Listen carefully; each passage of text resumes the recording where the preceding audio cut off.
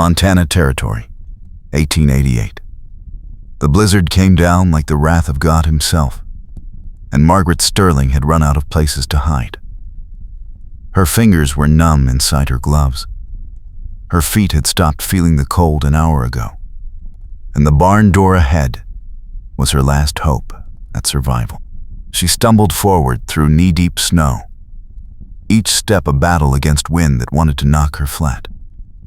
She'd left the ranch 3 hours ago, thinking she could make it to town before the storm hit.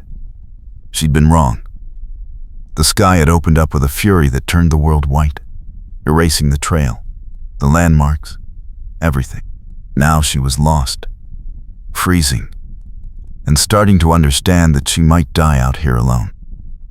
The barn materialized through the swirling white like a miracle. Margaret threw herself against the door, her frozen hands barely able to work the latch. It gave way and she tumbled inside, gasping, shaking so hard her teeth chattered. The door slammed shut behind her, muffling the howl of the wind. For a moment she just stood there, bent over, trying to breathe. The barn was warmer than outside, but not by much. She could see her breath. Her wet skirts clung to her legs, heavy and cold. She needed to find something, anything to get warm, or she'd freeze right here. That's when she heard the horse whinny. Margaret's head snapped up. There were horses in the stalls, which meant this barn belonged to someone, which meant there might be a house nearby, which meant she might actually survive this. She pushed herself upright, fighting the urge to just collapse in the hay and sleep. Sleep was death and cold like this. She knew that. Her late husband had taught her that before he died 2 years ago, leaving her alone on that failing ranch. She made her way deeper into the barn, her legs barely cooperating. There were 3 horses, all watching her with calm eyes. Well-fed, well-kept horses. Whoever owned this place took good care of their animals. That was a good sign. Margaret found a horse blanket and wrapped it around her shoulders, then another around her legs. Her whole body was shaking now, violent tremors that she couldn't control. She needed to get to the house. She needed help. But her legs wouldn't hold her anymore. She sank down into the hay, pulling the blankets tight, telling herself she'd just rest for a minute. Just a minute, then she'd find the house. Her eyes started to drift closed. The barn door crashed open. Margaret jerked awake, her heart hammering. A man stood silhouetted in the doorway, snow swirling around him. Tall, broad-shouldered, wearing a heavy coat and hat. For a second, she thought she was hallucinating. Then he spoke. "Who's there?" His voice was deep, rough, but not unkind. Margaret tried to answer, but her teeth were chattering too hard. She managed a small sound. The man closed the door and moved toward her quickly. "Jesus," he muttered when he got close enough to see her. "How long have you been out in this?" "I don't know," Margaret managed. "Hours. Got lost. Couldn't find the trail." He crouched down in front of her, and she got her first good look at him. Early 30s, strong features, dark brown hair under his hat, blue eyes that were sharp with concern. Handsome in a weathered, lived-in way. Not that it mattered when you were freezing to death. "Can you walk?" he asked. "I don't think so." He didn't hesitate. He just scooped her up in his arms, blankets and all, like she weighed nothing. Margaret was too cold and too tired to protest. She just let her head rest against his shoulder, as he carried her out of the barn and through the storm. The house was close, thank God. He kicked the door open and brought her inside, and the warmth hit her like a wall. She started shaking even harder. "That's normal," he said, as if reading her mind. "You're warming up. It'll pass." He set her down in a chair near the fireplace, which was blazing with heat. Then he disappeared and came back with more blankets, wrapping them around her. "Get those wet clothes off," he said, turning his back. "There's a dry shirt and pants on the chair. They'll be too big, but they're warm." Margaret's fingers fumbled with the buttons on her dress. Everything felt thick and clumsy, but she managed to strip off the wet wool and pull on his clothes. They smelled like wood smoke and soap. The shirt hung to her knees. The pants had to be rolled up 3 times, but they were dry and warm, and she could have cried with relief. "I'm decent," she said. He turned back around and handed her a cup of something hot. "Coffee. Drink it slow." Margaret wrapped her hands around the cup, savoring the warmth.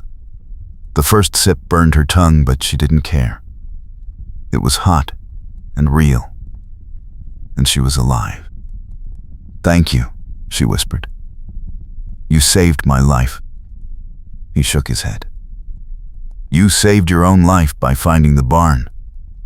I just brought you inside." "Still." She looked up at him.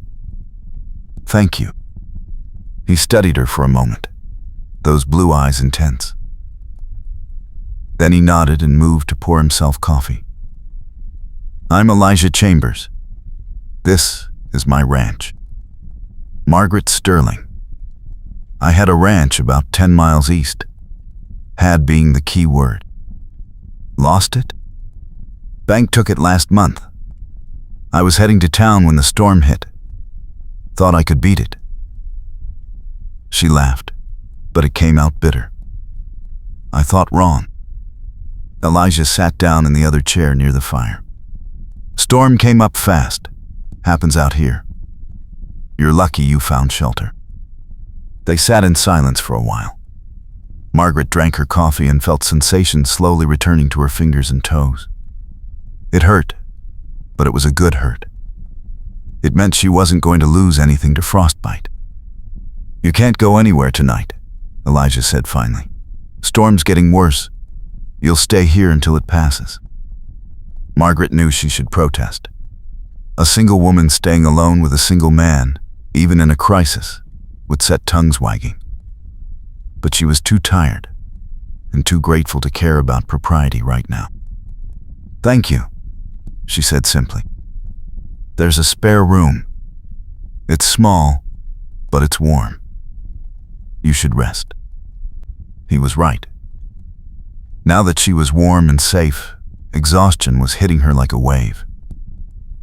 Margaret stood up, wobbling a little, and Elijah was there instantly, his hand on her elbow to steady her. "I've got you," he said quietly. And somehow, in that moment, Margaret believed him.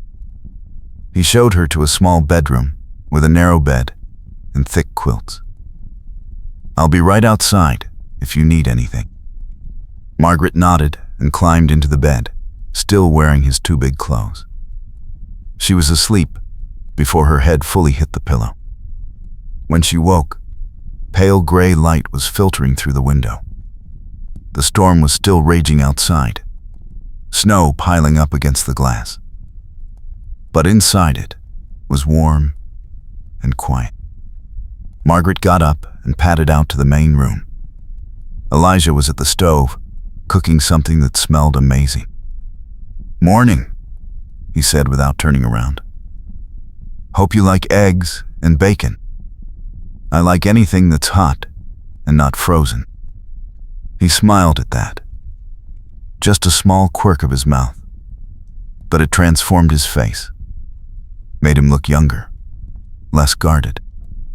They ate breakfast in companionable silence. Margaret snuck glances at him across the table. There was something about him, something solid and calm, that made her feel safe. She hadn't felt safe in a long time. "Storm should blow through by tomorrow," Elijah said, pouring more coffee. "Then I can take you into town." "I appreciate it. I don't have much to offer in return. Lost everything when the bank took the ranch. Not asking for payment. Still, I don't like being in debt." He looked at her directly. "Then don't think of it as debt. Think of it as one person helping another.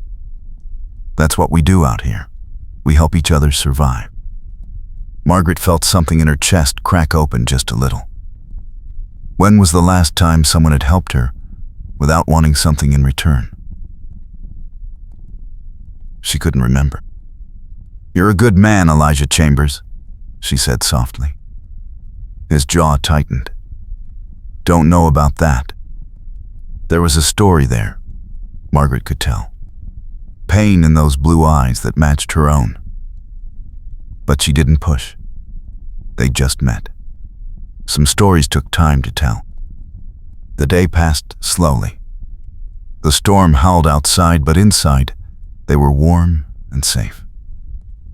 Elijah showed her his ranch, the land he was trying to build into something good.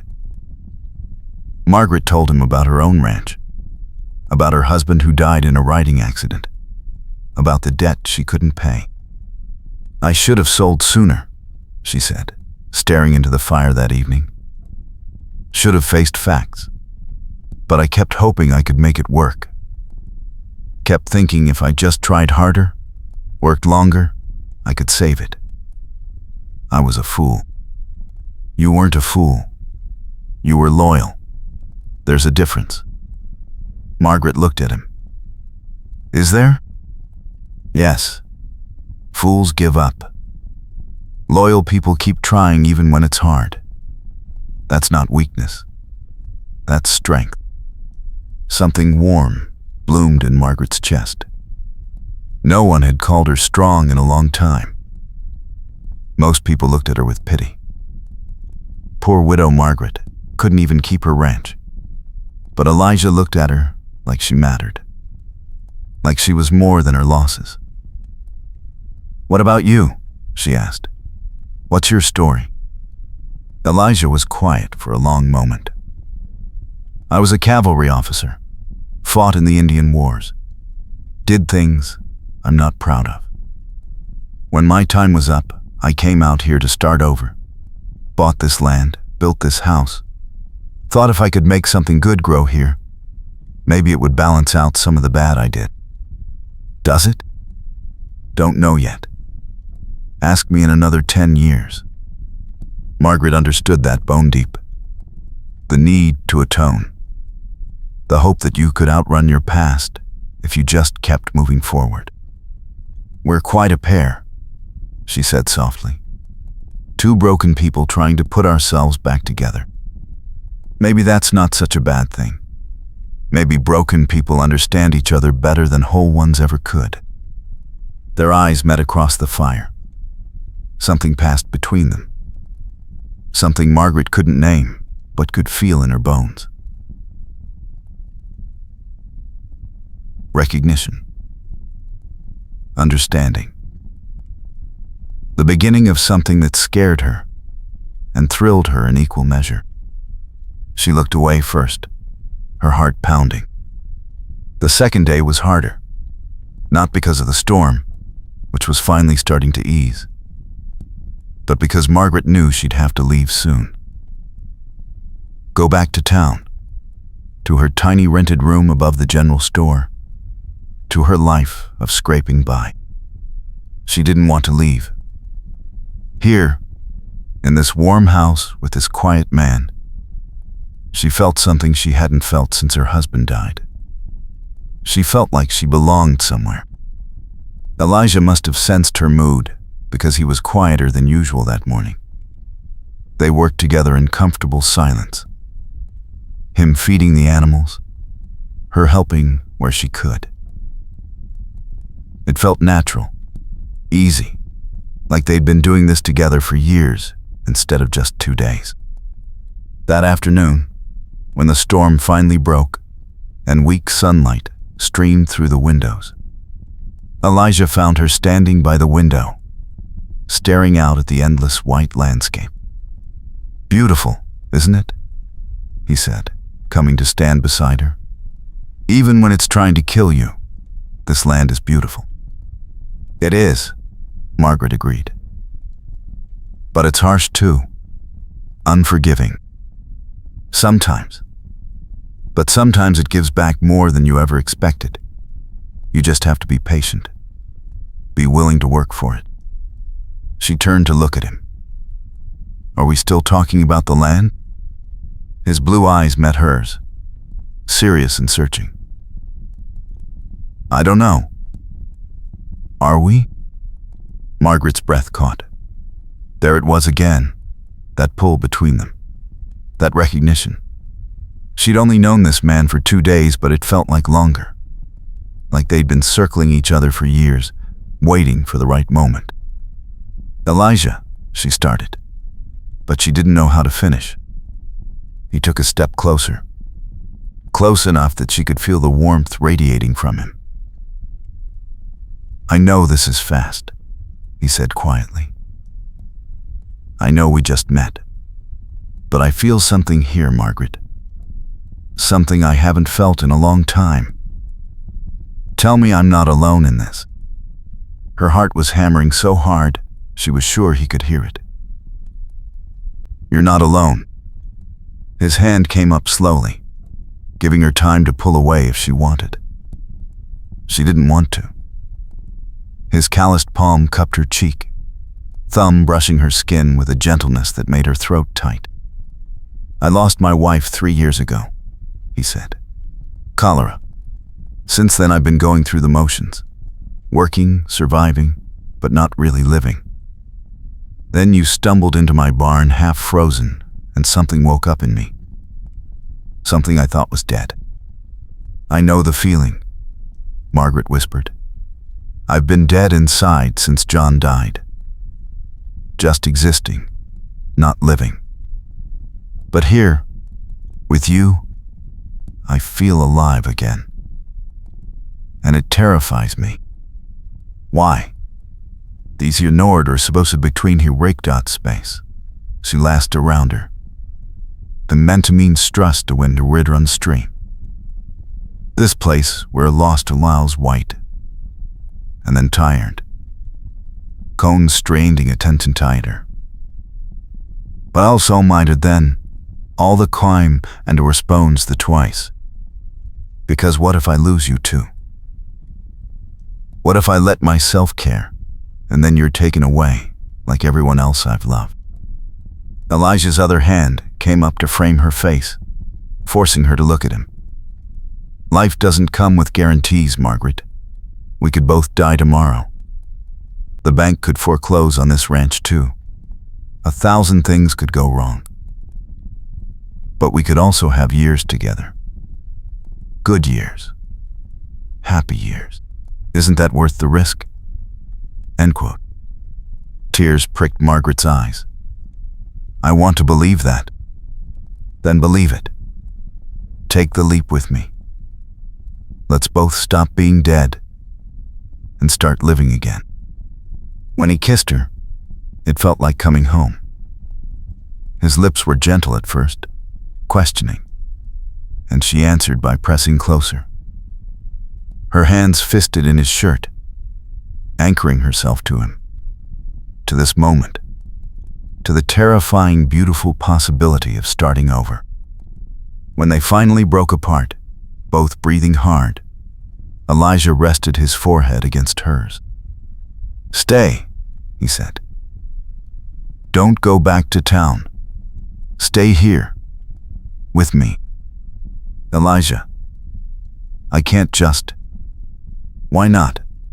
What's waiting for you in town? A rented room? A job that barely pays enough to eat? Stay. Help me run this ranch. Be my partner. Be mine." Margaret pulled back enough to look at him. You're asking me to marry you? We've known each other 2 days. I'm asking you to give us a chance. Marry me if you want. Or just stay and see what happens. I don't care about the formalities. I just know I don't want you to walk out that door tomorrow and out of my life. She should say no. It was crazy. It was too fast. It was everything society would tell her not to do. But when she looked into his eyes, she saw the same desperate hope she felt. The same longing for connection, for partnership, for love. The same terror of being alone. Yes, she whispered. Yes, I'll stay. His smile was like the sun breaking through clouds. He kissed her again, deeper this time, and Margaret let herself fall into it. Let herself believe that maybe, just maybe, she deserved this. Deserved happiness. Deserved love. But the next morning brought reality crashing back. Margaret woke to voices outside. Angry voices. She scrambled out of bed and threw on her dress, now dry and clean from being hung by the fire. By the time she got to the main room, Elijah was already at the door, his body tense. You need to leave, he was saying to someone outside. This is private property. We're not leaving until we see the woman. Margaret's blood went cold. That voice. She knew that voice. She moved to the door, and Elijah tried to block her, but she pushed past him. 3 men sat on horses in the snow. The one in front made her stomach turn. Victor Kincaid, the banker who'd foreclosed on her ranch. Margaret, Kincaid said with a smile that didn't reach his eyes. Been looking for you. You disappeared after that storm hit. People were worried. I'm fine, as you can see. So I see. Interesting place to end up. His eyes slid to Elijah with calculation. Heard you bought this ranch with Army pension money, Chambers. Must be doing well to take in strays. Elijah's jaw clenched. Miss Sterling is my guest. Now get off my land. Not quite a guest though, is she? Kincaid's smile widened. Word is she spent 2 nights here. Alone. With you. That's quite scandalous. Margaret felt ice in her veins. She knew where this was going. What do you want, Kincaid? Elijah asked flatly. Just checking on the welfare of a former customer. You understand. He looked at Margaret. There's still the matter of the debt from your ranch, Margaret. $400. The property sale didn't quite cover it. I don't have $400. I know. But your friend here might. Kincaid's eyes glinted. Unless you'd rather I spread word about how you spent 2 nights in a man's house, unchaperoned. Might make it hard for you to find work in town. People talk, you know. You bastard, Elijah growled, taking a step forward. Kincaid's hand moved to his gun. Careful, Chambers. Wouldn't want this to get ugly. Margaret grabbed Elijah's arm. Don't. He's not worth it. Listen to your woman, Kincaid said. She's smart. So here's the deal. You pay the $400 I forget I ever saw her here, and everyone goes on with their lives. Or I spread the word, her reputation is ruined, and you both suffer. Your choice. Elijah was shaking with rage. Margaret could feel it under her hand. But she knew they were trapped. Kincaid had them, and he knew it. How do I know you'll keep your word? Elijah asked through gritted teeth. You don't. But do you really want to take that chance? The silence stretched. Margaret felt sick. This was her fault. She'd brought this to Elijah's door. "I'll get your money," Elijah finally said. "Wait here." He went inside and Margaret followed. "You don't have to do this," she said urgently. "Let him talk. I don't care what people say." "I care." Elijah pulled a metal box from under his bed. "I care because you deserve better than being gossiped about. You deserve respect, and if $400 buys that, it's worth it. That's all your savings, isn't it?" "Doesn't matter." "It does matter. You worked for this. You saved for this. I won't let you throw it away on me." Elijah turned to her, gripping her shoulders. "You're not listening. I'm not throwing it away. I'm investing in our future. In you. In us. This money doesn't mean anything if I lose you. You won't lose me. But your life would be hell. You wouldn't be able to work in town. People would shun you. I won't let that happen." Margaret felt tears spill over. No one had ever protected her like this. Cared about her reputation, her well-being, more than money. "I love you," she blurted out. "I know it's only been 3 days, but I love you. And I can't let you sacrifice everything for me." Elijah's eyes softened. He pulled her close, kissing her forehead. "Then you understand how I feel. Because I love you too. And there's nothing I won't do to keep you safe." He took the money outside and handed it to Kincaid. The banker counted it slowly, deliberately, then smiled.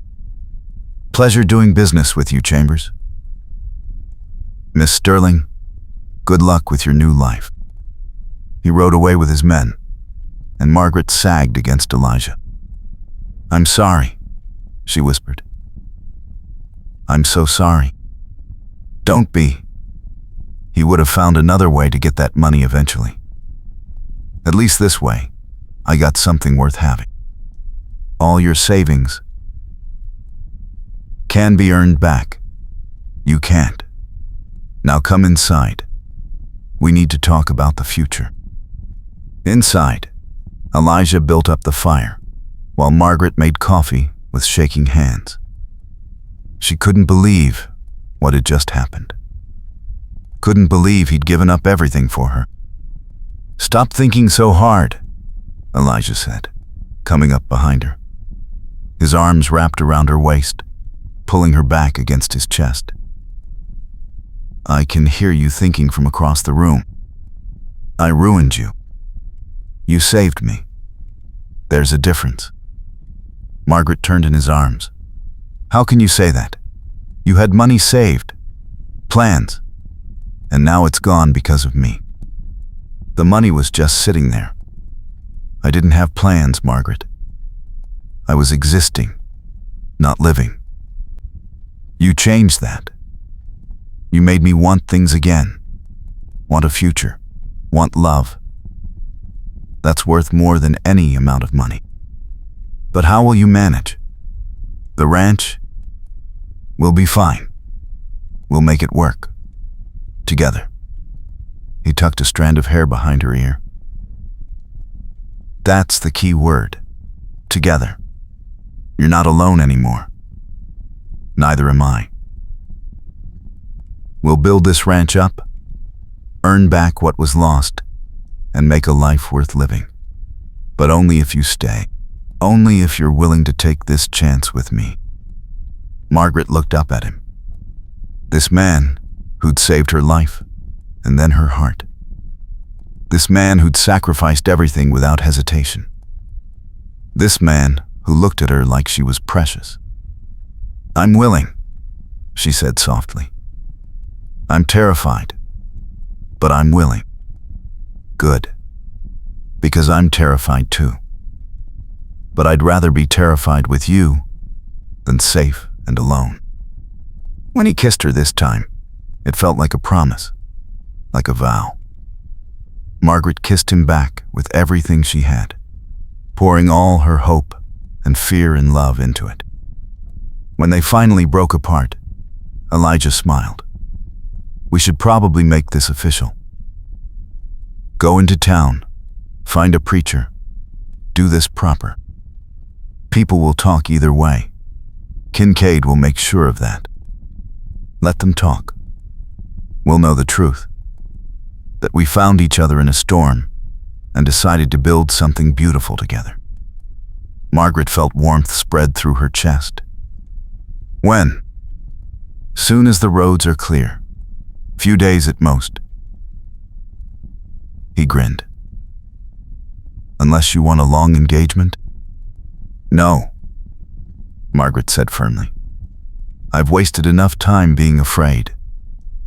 I want to start our life together now. Then we will."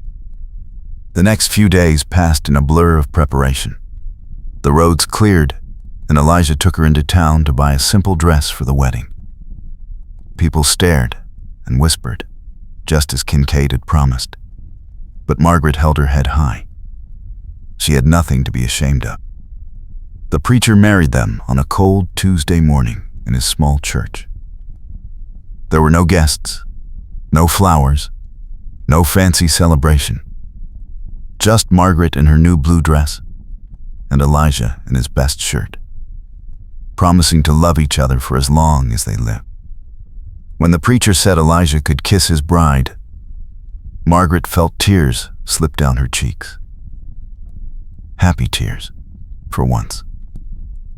Elijah wiped them away gently before kissing her, and Margaret had never felt more certain of anything in her life. This was right. This was real. This was love. They rode back to the ranch as husband and wife, and something in Margaret settled. She was home, not just physically, but in every way that mattered. This land, this man, this life, they were hers now. And she would fight for them. The winter months were hard. Money was tight without Elijah's savings. They had to be careful with everything, stretching supplies, working long hours. But they did it together, and that made all the difference. Margaret learned the rhythms of ranch life. How to care for the horses, mend fences, manage the small herd of cattle Elijah was building. She was good with numbers, so she took over the books, finding ways to save here and there. Elijah was patient with her, teaching her what she didn't know, learning from her where she had knowledge. They were true partners, and Margaret had never felt more valued. At night, they'd sit by the fire and talk about the future, about expanding the herd, maybe getting some chickens in spring, building an addition to the house. Simple dreams, but they felt precious. And at night, in their bed, Elijah showed her what love could be. Gentle and passionate, tender and fierce. He made her feel cherished, desired, safe. Margaret had thought she knew what marriage was with John, but this was different. This was partnership on every level. Spring came slowly, reluctantly, but it came. The snow melted, grass pushed up through the earth, and life returned to the prairie. Margaret stood on the porch one morning, watching the sunrise paint the sky pink and gold, and felt peace settle over her. Elijah came up behind her, wrapping his arms around her waist and resting his chin on her shoulder. "What are you thinking about? How different life is now. 6 months ago, I'd lost everything. I thought I'd die alone and forgotten. And now?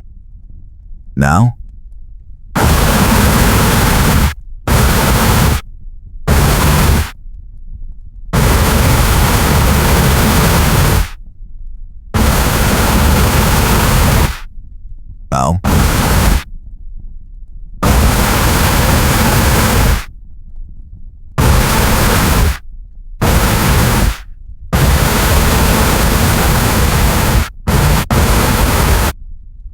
Now I have everything that matters. A home. A partner. Love. Real love. The kind that weathers storms and comes out stronger. Elijah turned her in his arms. I was lost before you, Margaret. Going through the motions, but not really alive. You changed everything. You made me believe in second chances. You did the same for me. He kissed her softly. We're going to make it, you know. This ranch, this life, us. We're going to make it. I know. Because we have each other. By early summer, the ranch was thriving. The cattle herd had grown. The garden Margaret planted was producing more vegetables than they could eat. And they'd even gotten those chickens. Money was still tight, but they were building something real. Margaret was in the garden one afternoon when she heard horses approaching. Her hand instinctively went to the rifle leaning against Stephen's post. After Kincaid, she'd learned to be cautious.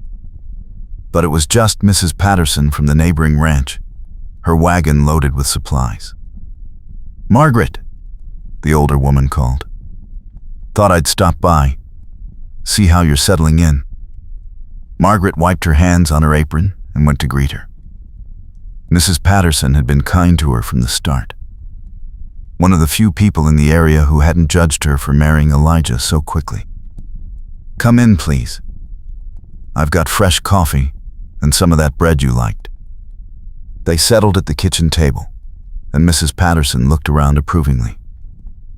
You've made this place a real home. Elijah's lucky to have you. I'm the lucky one, Margaret said honestly. That's how it should be, both feeling lucky. Mrs. Patterson sipped her coffee. I wanted to warn you about something.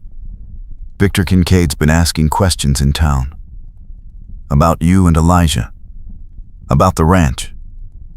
Margaret's stomach tightened. What kind of questions? How you're managing financially. Whether Elijah's keeping up with his land payments. He's looking for an angle, Margaret.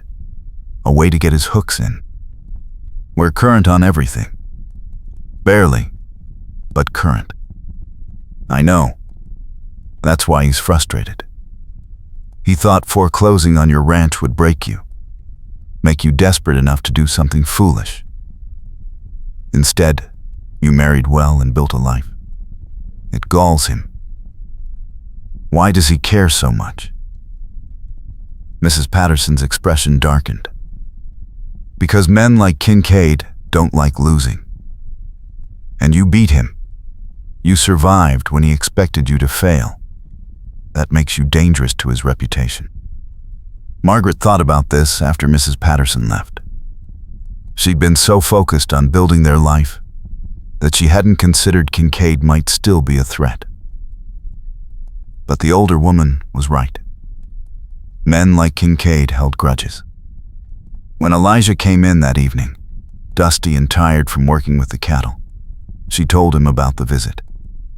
His jaw tightened. I knew Kincaid wouldn't let it go. What can he do? We're current on everything. He can make trouble, spread rumors, challenge our land claim, find some technicality in the paperwork. Men with money and power have ways. Margaret moved to him, putting her hands on his chest. Then we'll deal with it. Together. Like we deal with everything. Elijah covered her hands with his. You're not scared? I'm terrified. But I'm also angry. I won't let him take this from us. We've worked too hard, sacrificed too much. This is our home, our life. And I'll fight for it. He pulled her close, kissing the top of her head. That's my fierce wife. I love you. I love you too. Now go wash up. Dinner's almost ready. But that night, as they lay in bed, Margaret couldn't sleep. She kept thinking about Kincaid, about what he might do, about losing everything they'd built. "Stop worrying," Elijah murmured in the darkness. "I can feel you thinking. I can't help it. What if he finds a way? Then we'll start over. Again. As many times as it takes. Margaret, look at me." She turned to face him in the moonlight, filtering through the window. "I told you before," he said softly. "The worst thing that ever happened to me was losing my wife. I survived that. We can survive anything else together. Kincaid is just a man. He doesn't have power over us unless we give it to him." "You really believe that?" "I do. We're stronger than he is, because we have something he'll never have. We have each other. We have love. That's worth more than all his money and schemes." Margaret kissed him, pouring all her fear and hope and love into it. When they made love that night, it felt desperate and tender all at once. A promise that no matter what came, they'd face it together. The trouble came 2 weeks later. Margaret was in town getting supplies when she saw the notice posted outside the land office. Her blood went cold as she read it. Land Dispute Chambers Ranch. Hearing scheduled for July 15th regarding claim validity and payment records. She tore the notice down and rode home as fast as she could. Elijah was in the barn when she arrived, and she thrust the paper at him. His face went pale as he read. "That bastard. He's challenging our land claim. Can he do that?" "He can try. Doesn't mean he'll succeed." But Elijah's voice was tight with worry. They rode to town together the next day to meet with a lawyer. Mr. Harrison was an older man with kind eyes and a reputation for honesty. He read through their papers carefully. "Your claim is solid. You filed properly, paid on time, improved the land as required. But Kincaid's arguing there was a technical error in the original filing. Something about the property boundaries not being properly surveyed." "That's ridiculous," Elijah said. "The survey was done by the territorial office." "I know. But he's got the territorial surveyor claiming the original maps were incorrect. If he can prove it, he could argue your claim is invalid, and the land should go up for auction again." Margaret felt sick. "And he'd buy it at auction." "Exactly. It's a long shot for him, but not impossible. We'll need to fight this at the hearing." "What do we need to do?" Elijah asked. "Gather every document you have. Receipts, payment records, improvement logs. Anything that shows you've been acting in good faith as the legitimate owner. And pray the judge sees through Kincaid's scheming." The next 3 weeks were a nightmare. They gathered papers, contacted witnesses who could testify to their improvements, documented every penny they'd spent on the ranch. Margaret barely slept, kept awake by fear of losing everything. The night before the hearing, she stood on the porch, watching the sunset and fighting back tears. Elijah came out and wrapped a blanket around her shoulders. "We're going to win this." "You don't know that." "I do. Because we're right, and he's wrong. And justice has to mean something. Justice doesn't always win. Sometimes money and power win." He turned her to face him. "Listen to me. Even if the worst happens, even if we lose the ranch, we still have each other. We can start over somewhere else. Build again. I told you before, you're what matters. Not the land, not the house. You. But this is your dream. Everything you worked for. My dream is a life with you. The ranch is just where we happen to live it. Don't you understand? You are my dream, Margaret. Everything else is just details.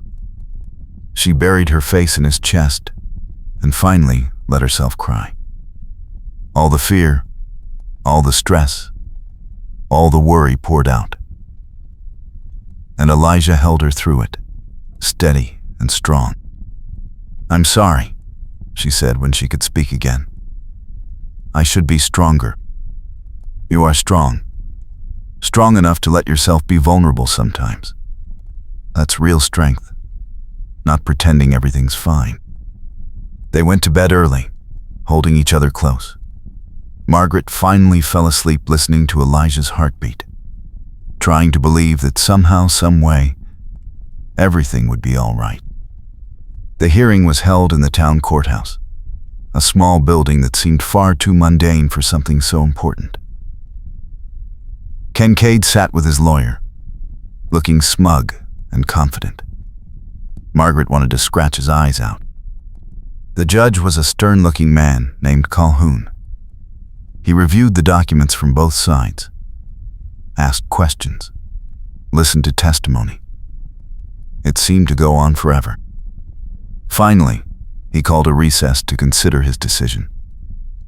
Margaret and Elijah waited outside, with Mr. Harrison barely breathing. It could go either way, Harrison admitted. The judge is fair, but the technical issue Kincaid raised is real, even if it's being used in bad faith. When they were called back in, Margaret gripped Elijah's hand so hard, she was probably hurting him. He didn't complain. Judge Calhoun looked at them over his spectacles. "I've reviewed all the evidence presented. Mr. Kincaid, your claim about the survey error is technically valid. There was indeed a discrepancy in the original territorial maps." Margaret's heart sank. "However," the judge continued, "it's clear to me that Mr. Chambers acted in good faith throughout. He filed properly based on the information available, paid all fees on time, and made substantial improvements to the property. The survey error was not his fault, nor was it within his power to discover. To invalidate his claim based on someone else's error would be unjust." Hope flickered in Margaret's chest. "Furthermore," Calhoun said, looking directly at Kincaid, "this court is not blind to attempts to manipulate the legal system for personal gain. Mr. Kincaid, you had 3 opportunities to raise this survey issue in the past 2 years. The fact that you only brought it forward now, after Mr. Chambers exhausted his savings to pay off a debt to you, suggests ulterior motives." Kincaid's face reddened. "Therefore, I'm ruling in favor of the defendants. The Chambers land claim is valid and will stand. Furthermore, I'm ordering Mr. Kincaid to pay court costs for bringing what I consider to be a frivolous and malicious suit. This matter is closed." The gavel came down, and Margaret felt her knees go weak. Elijah caught her, pulling her close. "We won," she whispered. "We actually won. Told you justice means something." They walked out of the courthouse into bright sunshine. Kincaid stormed past them, furious, but Margaret barely noticed. They'd won. The ranch was theirs, legally and completely. No one could take it from them. Mr. Harrison shook their hands. "Congratulations. You folks fought hard for this." "Thank you," Elijah said. "We couldn't have done it without you. You did the hard part. You built something worth fighting for. That's what won the day." They rode home in the golden afternoon light, and Margaret had never felt freer. The weight that had been pressing on her chest for weeks was gone. When they reached the ranch, Elijah dismounted and helped her down. But instead of heading inside, he pulled her toward the barn. "What are you doing?" she asked, laughing. something I should have done months ago. He led her into the barn, to the very spot where she'd collapsed that first night, half frozen and terrified. Then, he got down on one knee. Margaret's breath caught. "I know we're already married," Elijah said, looking up at her with love shining in his eyes. But that was practical. Rushed. This time, I want to do it right. He pulled a small ring from his pocket. Simple gold, delicate, perfect. "Margaret Sterling Chambers, you are the bravest, strongest, most beautiful woman I've ever known. You saved my life just as much as I saved yours that night. Will you marry me? Again? Right here, where it all started." Margaret was crying and laughing at the same time. Yes. Yes. 1,000 times yes. He slipped the ring on her finger and stood, pulling her into his arms. When he kissed her, Margaret tasted salt from her tears and felt joy burst through her like sunlight. "I love you," she said when they broke apart. "More than I thought possible. I love you too. Forever." They stood there in the barn, wrapped in each other's arms, and Margaret thought about that terrified frozen woman who'd stumbled through the door 6 months ago. That woman had been lost, broken, certain her life was over. But she'd been wrong. Her life was just beginning. "Come on," Elijah said, taking her hand. "Let's go home."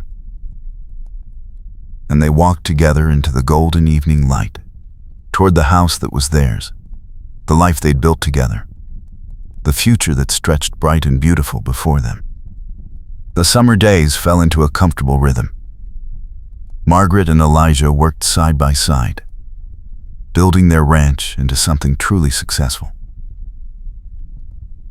The cattle herd grew, the garden flourished, and slowly but surely they began to save money again. Mrs. Patterson and other neighbors who'd been kind during the land dispute became close friends. Margaret hosted her first dinner party in July, nervous about her cooking, but everyone raved about her roast chicken and berry pie. "You're a natural hostess," Mrs. Patterson said, squeezing her hand. "This place has become a real home." "That's all I ever wanted," Margaret replied. "A home, a place to belong. You've got it now. And more than that, you've got a partner who adores you. That's rare and precious." It was true. Every day Elijah found little ways to show his love. Fresh flowers on the table, her favorite coffee in the morning, the way he'd stop whatever he was doing to kiss her when she passed by, the way he listened when she talked about her ideas for the ranch, the way he held her at night like she was precious. And Margaret returned that love in her own ways. Learning to cook his favorite meals, mending his clothes with care, managing the finances so they could save more, working beside him in the heat and cold, choosing him every day, over and over. One evening in late August, they sat on the porch watching the sunset paint the sky in shades of orange and pink. Margaret rested her head on Elijah's shoulder, his arm around her waist. "Happy?" he asked softly. "More than I ever thought possible." "You?" "Same. I never imagined I could have this. After losing Emma, I thought I was done with happiness. But then you stumbled into my barn, and everything changed." Margaret turned to look at him. They didn't talk about his first wife often. Emma was a quiet presence in their lives, honored, but not dwelled upon. "Do you think she'd approve? Of us?" Elijah was quiet for a moment. "I think she'd want me to be happy. To live, not just exist. And I think she'd like you. You're both strong in the same way. Fierce when you need to be, gentle when it matters. I wish I could have known her. I wish you could have too. But I think in a way, she led me to you. Taught me what real love looks like. So when I found it again, I recognized it. Margaret kissed him softly. I love you. And I promise I'll take care of your heart. You already do. Every day. They sat in comfortable silence as the sun dipped below the horizon and stars began to emerge. The prairie stretched out before them, vast and beautiful and full of possibility. What are you thinking about? Elijah asked after a while. The future. Our future. How different it is from what I imagined 6 months ago. Better? Or worse? Better.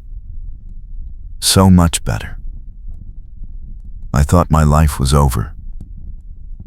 Thought I'd spend the rest of my days alone, scraping by, just surviving. Instead, I found you. Found love. Found home. Found myself again. Elijah tightened his arm around her. I found myself too. Or maybe I found the man I was meant to be. The man I wanted to be, but didn't know how to be alone. We're better together. Yes, we are. September brought the first hints of fall. The air turned crisp in the mornings. Leaves began to change color on the distant trees, and Margaret found herself thinking about the year ahead. One morning, as she was hanging laundry, she felt Elijah's arms wrap around her from behind. "Penny, for your thoughts," he murmured against her hair. "Just thinking about how much has changed. This time last year, I was drowning in debt, terrified of losing the ranch. Now look at us. Happy, secure, together. It's been quite a year. The best year of my life. Despite everything with Kincaid, despite the struggles, it's been the best year. Because of you." He turned her in his arms. "You know what I was thinking about?" "What?" "The future. Our future. I want to expand the cattle herd next spring. Maybe build that addition to the house we talked about. Start really building something that'll last. A legacy. Yes. Something we can be proud of. Something that proves we didn't just survive. We thrived." Margaret smiled. "I like that. Building something that lasts." They spent the fall working toward those goals. Elijah made plans for the spring cattle purchase. Margaret sketched out designs for the house addition. They saved every penny they could, planning carefully for the future. But more than the practical preparations, they were building something deeper. A partnership that had weathered storms, both literal and figurative. A love that had been tested and proven strong. A life that felt full and meaningful. In early October, Margaret woke one morning feeling off. Nothing major, just a vague, unsettled feeling in her stomach. She thought maybe she'd eaten something that disagreed with her. But when it happened again the next day, and the day after that, she started to wonder. She was in town the following week when Mrs. Patterson pulled her aside. "Margaret, forgive me for being forward, but are you with child?" Margaret blinked. "I don't know. Maybe. I've been feeling strange in the mornings." Mrs. Patterson smiled knowingly. "I've had 6 babies. I know the signs. You should see Dr. Morrison, but I'd bet my best hat you're expecting." Margaret rode home in a daze. A baby. She and Elijah hadn't talked about children much. Both of them still adjusting to being married. But now that the possibility was real, she found herself hoping it was true. That evening, she told Elijah her suspicions. His eyes widened. A baby? Maybe. I'm not certain yet. But Mrs. Patterson thinks so. And she's had 6. Elijah sat down heavily. For a moment, Margaret worried he was upset. Then, she saw his face. He wasn't upset. He was overcome. A baby, he said again, his voice rough. Our baby. Are you happy? He pulled her onto his lap, wrapping his arms around her tight. Happy doesn't even begin to cover it. Terrified. Yes. Overwhelmed. Absolutely. But happy. So damn happy. Margaret felt tears prick her eyes. I was afraid you wouldn't want this yet. We're still building the ranch. Money's tight. I want everything with you, Margaret. A family, a future, all of it. We'll make it work. We always do. She kissed him, pouring all her love and hope and joy into it. A baby, a child to raise together, to love together. Another chapter in the life they were building. The next week, Dr. Morrison confirmed it. Margaret was about 2 months along, due in late April or early May. You're healthy, strong, the doctor said. No reason this shouldn't go smoothly. Just take care of yourself. Don't overwork. And come see me if anything concerns you. Margaret and Elijah celebrated that night with a quiet dinner by the fire. They talked about names, about converting the small storage room into a nursery, about the future that suddenly felt even more full of possibility. Boy or girl? Doesn't matter to me, Elijah said, his hand resting on her still flat stomach. As long as they're healthy, as long as you're healthy. I want them to have your eyes, Margaret said softly. Those beautiful blue eyes. I want them to have your strength, your courage, your fierce heart. They'll have both our qualities, the best of both of us, and so much love. They'll grow up knowing they're loved, wanted, cherished. That's the greatest gift we can give them. Margaret leaned against him, feeling complete in a way she never had before. This life, this love, this future, it was everything she'd ever wanted, and so much more than she'd ever dreamed possible. The autumn days grew shorter and colder. Margaret felt the changes in her body, the subtle swell of her belly, the way she tired more easily. Elijah was endlessly patient, taking on extra work so she could rest, treating her like she was made of glass.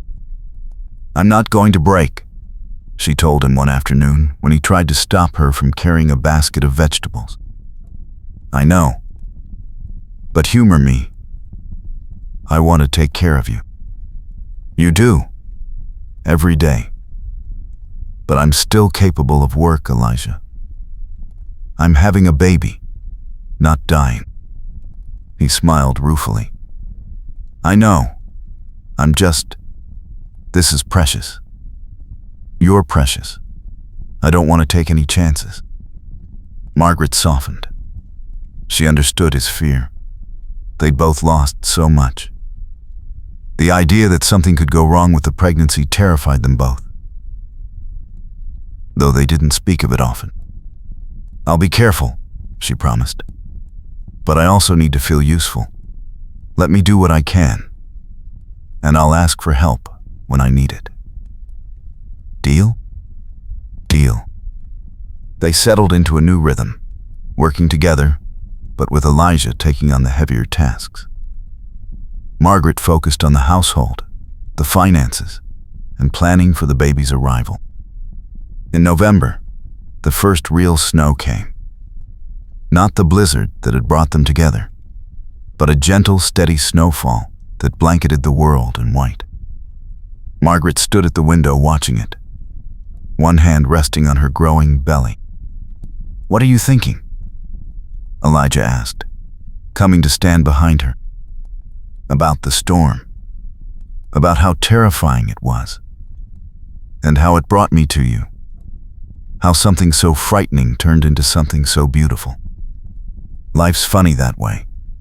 The worst moments can lead to the best outcomes. I was so scared that night, thought I was going to die. Never imagined that a year later I'd be standing here, married to an incredible man, carrying his child, safe and warm and happy." Elijah wrapped his arms around her, cradling her and their unborn child. "I love you, Margaret, more than I can ever put into words. I love you too, forever." They stood there together, watching the snow fall, and Margaret felt peace settle over her like a warm blanket. This was home. This was love. This was everything. Winter settled in fully, and with it came challenges. The cold was brutal, the work harder. But Margaret and Elijah faced it together, supporting each other through the difficult days. Margaret's pregnancy progressed well. By December, her belly was noticeably round, and she felt the baby's first flutters of movement. She cried the first time, overwhelmed by the reality of the life growing inside her. Elijah was fascinated by every change. He'd rest his hand on her belly in the evenings, talking softly to the baby, telling stories about the ranch, about their future together as a family. "Do you think they can hear me?" he asked one night. "I think so. And I think they know your voice. They always move when you talk." His smile was radiant. "Good. I want them to know me from the start. Know they're loved, wanted, safe." Christmas came, and Mrs. Patterson organized a small gathering for the neighboring families. Margaret was nervous about attending, still self-conscious about her quick marriage to Elijah and the gossip that had surrounded it. But Elijah squeezed her hand as they entered the Pattersons' warm home. "Hold your head high. We have nothing to be ashamed of." And he was right. The women gathered around Margaret, offering advice about pregnancy and childbirth. The men clapped Elijah on the back, congratulating him on the coming baby. They'd been accepted, fully and completely, into the community. "Thank you," Margaret whispered to Elijah as they rode home that night, "for giving me this. A home, a family, a community. Everything I thought I'd lost. You gave me the same things. We gave them to each other." The new year, 1889, arrived with hope and anticipation. The baby would come in spring, and with it a new chapter in their lives. But for now, in the deep quiet of winter, Margaret and Elijah cherished these last months as just the two of them. They made love carefully, tenderly, Elijah always mindful of the baby, of Margaret's comfort. Afterward, they'd lie tangled together, his hand on her belly, talking about names and futures and dreams. "I want our child to be brave," Margaret said one night, "to face life head on, not run from it like I did for so long. You weren't running. You were surviving. There's a difference. Maybe. But I want them to be stronger than I was. Braver. They will be. Because they'll have you as a mother. They'll learn courage from watching you." Margaret turned to look at him. "And they'll learn honor and strength from watching you. We're going to be good parents, aren't we? The best we know how to be." and that's all anyone can ask. February brought a false spring, warm days that fooled everyone into thinking winter was over. Then a late storm hit, fierce and sudden. Margaret was alone when her water broke. Elijah had ridden to the Patterson ranch that morning to help with a difficult calving. He'd be gone for hours, and the baby, it seemed, had decided not to wait. For a moment, Margaret panicked. Then she took a breath and steadied herself. She'd survived worse than this. She could handle childbirth alone if she had to. She made her way to the bedroom, gathered the supplies the doctor had told her to prepare, and sent up a prayer that Elijah would return soon. The contractions started slowly, building in intensity. Margaret walked, breathed, tried to remember everything Mrs. Patterson had told her about labor. 2 hours later, when the pain was becoming unbearable, she heard the front door crash open. "Margaret!" Relief flooded through her. "In here." Elijah appeared in the doorway, snow dusting his shoulders, eyes wild with worry. "Mrs. Patterson saw the storm coming and told me to get home. She's right behind me, but I rode ahead." "Are you?" "The baby's coming." His face went pale. "Now?" "Now." He was at her side instantly, gripping her hand. "I'm here. I've got you. You're going to be fine." Mrs. Patterson arrived 15 minutes later, efficiently taking charge. She sent Elijah for hot water and clean towels, examined Margaret, and declared that everything was progressing normally. "First babies can take time," she said calmly. "But you're doing well, dear. Just keep breathing through the contractions." The hours blurred together, pain and breathing, and Elijah's voice steady in her ear. Mrs. Patterson's firm guidance, the sense of her body doing something ancient and powerful. And then, as evening light filtered through the window, their daughter was born. Margaret heard the first cry and felt tears stream down her face. Mrs. Patterson placed the tiny, squalling bundle on her chest, and Margaret looked down at the most beautiful thing she'd ever seen. "She's perfect," she whispered. Elijah sat beside her, his arm around her shoulders, staring at their daughter with wonder.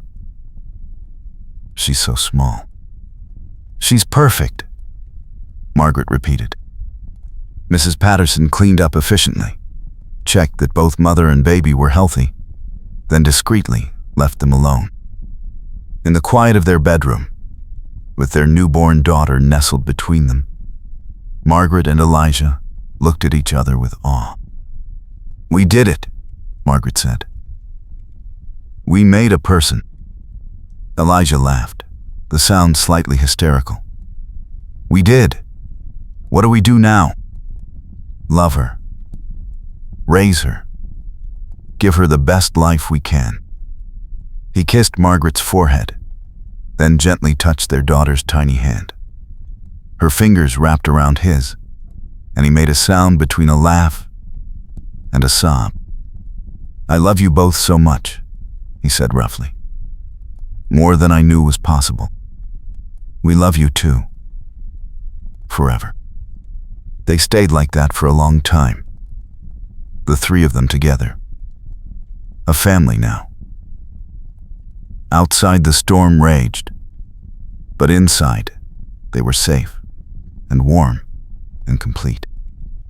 They named her Emma Rose. Emma for Elijah's first wife, who he said would have loved to see him happy again. Rose for Margaret's mother, who she'd lost years ago. A name that honored the past while looking toward the future. The first weeks were exhausting and beautiful and overwhelming all at once. Margaret learned to nurse, to soothe, to read her daughter's different cries. Elijah changed diapers, walked the floor with Emma when she was fussy, sang lullabies in his rough voice that somehow always worked. They were tired, running on little sleep, but happier than either had ever been. One night in early March, when Emma was finally sleeping peacefully in her cradle, Margaret and Elijah collapsed into bed together. "I can't remember what life was like before her," Margaret said, curling into Elijah's side. "Neither can I. Feels like she's always been here. Are you happy? Truly?" He turned to look at her in the moonlight. "Margaret, I have everything I ever wanted. A wife I love more than life itself. A daughter who's perfect in every way. A home, a life worth living. How could I be anything but happy? Even with the sleepless nights and constant work and never having a moment to ourselves? Especially with all that. Because it means we're living, not just existing. It means we have something precious to protect and nurture. It means we matter." Margaret kissed him softly. "I love you. Thank you for finding me in that storm. Thank you for saving me. You saved me too. We saved each other." They fell asleep wrapped around each other, and when Emma woke them 2 hours later, they got up together to care for her, partners in every way. Spring arrived properly in April, bringing warmth and new life to the prairie. Margaret took Emma outside for the first time, showing her the ranch, the animals, the vast sky. "This is your home," she told her daughter. "This land, these hills, this life. It's all yours. Your father and I built this for you, for your future. And we'll teach you to be strong, brave, kind. We'll teach you that love is worth fighting for, that family is everything, that home is where you're cherished." Elijah came up behind them, wrapping his arms around both his girls. "She's going to have a good life here. The best life, full of love and possibility." They stood together on their land, the three of them, and Margaret felt complete. The journey that had brought her here, through loss and fear and hardship, had been worth it. Every painful step had led to this moment, this life, this love. She thought about that terrified widow stumbling through the blizzard, certain her life was over. If she could go back and tell that woman what the future held, she wouldn't believe it. Wouldn't believe that such happiness was possible. But it was possible. Love was possible. Second chances were possible. Building a life from broken pieces was possible. And Margaret had done all of it, with Elijah by her side. "What are you thinking about?" Elijah asked softly. "How far we've come. How much we've built together. How grateful I am for that storm that brought me to your door. Best storm of my life. Mine too." Emma made a small sound, and they both looked down at her. Her eyes were open, looking up at them with that unfocused baby gaze. And Margaret could have sworn she saw contentment there, safety, love. "Welcome home, sweet girl," Margaret whispered. "Welcome to your family." The days that followed were full of simple joys. Emma's first smile, which came one morning when Elijah was making faces at her. The way she'd grip their fingers with surprising strength. The sounds she made, not quite words, but trying. Margaret and Elijah fell into a rhythm, sharing the work of the ranch and the care of their daughter. They were a team in every sense, supporting each other through the exhausting days and sleepless nights. One evening in late April, as they sat on the porch with Emma between them, watching the sunset paint the sky in brilliant colors. Elijah took Margaret's hand. "Thank you," he said quietly. "For what?" "For saying yes that day. For staying when you could have left. For building this life with me. For giving me a daughter. For everything." Margaret squeezed his hand. "I should be thanking you. You saved me, Elijah. In every way a person can be saved. You gave me hope when I had none. Love when I thought I'd never feel it again. A home when I was lost. A future when I thought mine was over. We gave those things to each other. Yes, we did." They sat in comfortable silence, watching their daughter try to catch the last rays of sunlight with her tiny hands. The prairie stretched out before them, endless and beautiful, full of promise. Margaret thought about the journey that had brought them here, the losses they'd both endured, the fears they'd overcome, the love they'd built from the ashes of their old lives. It hadn't been easy. There had been moments of doubt, of fear, of wondering if they'd made the right choice. But looking at Elijah now, at Emma sleeping peacefully between them, at the ranch they'd built together, Margaret knew with absolute certainty that every struggle had been worth it. This was home. This was family. This was love. And it was everything. "I love you," she said softly. "Both of you. More than words can say." Elijah smiled, that rare full smile that transformed his face. "We love you too. Forever." As the sun dipped below the horizon and the first stars began to appear, Margaret leaned against Elijah's shoulder, feeling Emma's small weight against her other side, and knew that she was exactly where she was meant to be. The storm that had nearly killed her had instead brought her to life, had brought her to this man, this love, this family, and she wouldn't change a single moment of it. The evening air grew cool, and Elijah stood, carefully lifting Emma. "Let's go inside. I'll start the fire."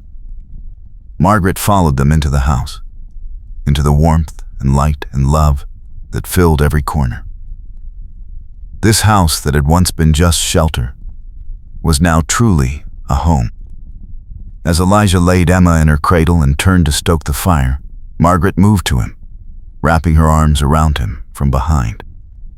"Thank you for finding me," she whispered against his back, "for seeing me when I was lost, for loving me when I was broken, for showing me that it's never too late for happiness."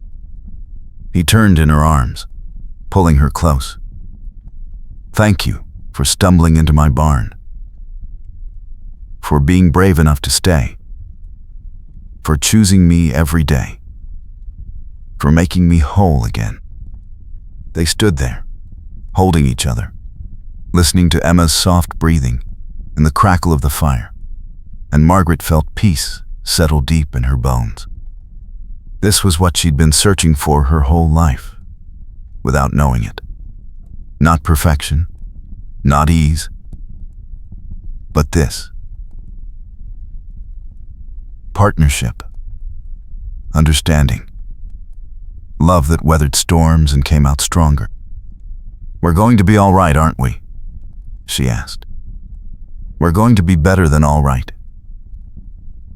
We're going to be happy. We already are." And he was right. They already were. The fire burned bright and warm, casting dancing shadows on the walls. Emma slept soundly, her tiny chest rising and falling with each breath. And Margaret and Elijah stood together in the home they'd built, surrounded by the life they'd created, wrapped in the love they'd chosen. Outside, the prairie stretched endlessly under a canopy of stars. Inside, a family found their peace. Margaret closed her eyes and breathed in the moment. The smell of wood smoke and coffee. The warmth of Elijah's arms. The soft sounds of their daughter sleeping. The feeling of being exactly where she belonged. This was home. This was love. This was forever. And it was more beautiful than any dream she'd ever dared to have. She was lost in the storm. He found her and promised forever.